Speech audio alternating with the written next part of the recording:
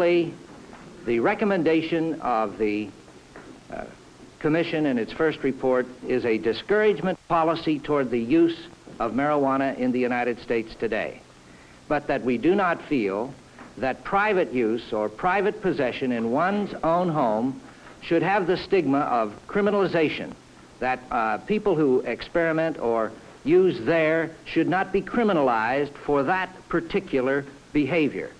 With reference to public use or public responsibility when under the influence of marijuana, then the criminal act applies. To say that for the casual marijuana smoker that he had better start growing it in his backyard or on his windowsill, because that apparently would be permissible.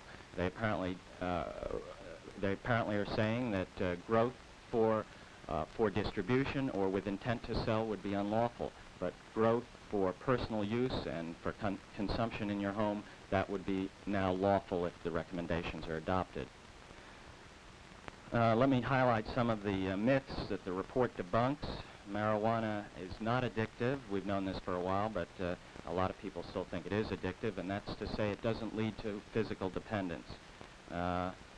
Second, the overwhelming majority of marijuana users do not progress to other drugs. In fact, the question of heroin keeps coming up, and the National Commission indicates about 4% of marijuana users end up on heroin. They point out, however, that marijuana does not cause someone to go on to heroin, but more is a situation of a young man in a drug subculture where marijuana is the first tried drug, and then there's the guy who says, here, try a little heroin. And so it's really being in the drug subculture and not marijuana itself that apparently causes 4% to go on. 96% don't go on.